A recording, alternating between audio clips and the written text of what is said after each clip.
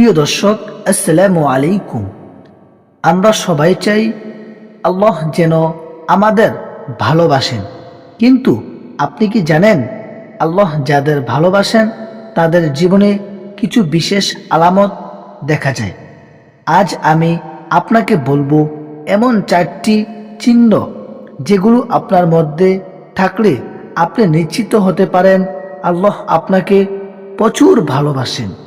প্রিয় দর্শক, প্রথম আলামতটি হচ্ছে আপনি যখন গুনাহ করেও অস্থির হয়ে পড়েন।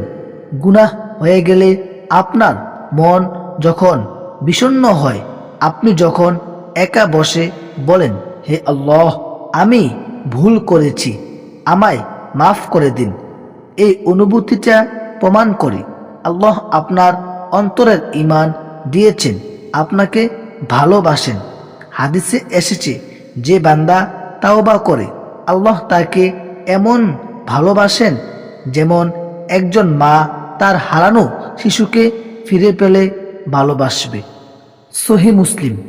প্রিয় দর্শক, 2 নম্বর আলামতটি হচ্ছে আপনি নিয়মিত নামাজের চেষ্টা করেন, হোক না কিছুটা অলসতা, ভুলচুক, তবু আপনি নামাজ ছাড়তে ভয় পান। নামাজ না পড়লে ভিতরে ভিতরে পুরে, এটাই আল্লাহর ভালোবাসার চিহ্ন।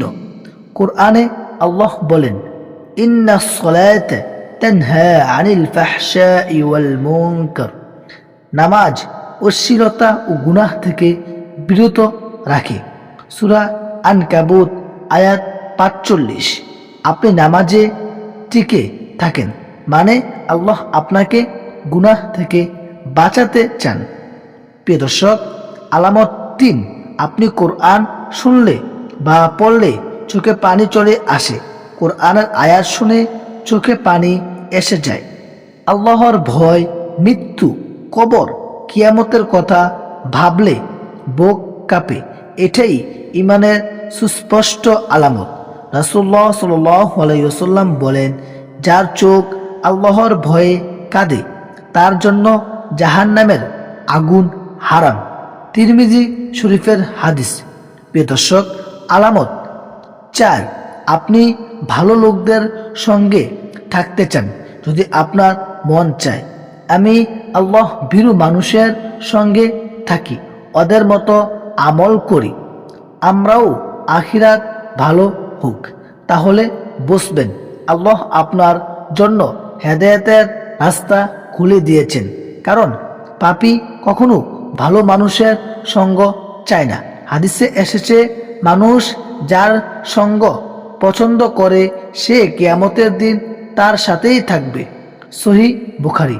আল্লাহর ভালোবাসা কোনো ব্যাংক ব্যালেন্স নয়, এটা হলো আপনার হৃদয়ে থাকা এক ধরনের শান্তি, একটি চাওয়া, আল্লাহর কাছে ফিরে যাওয়া।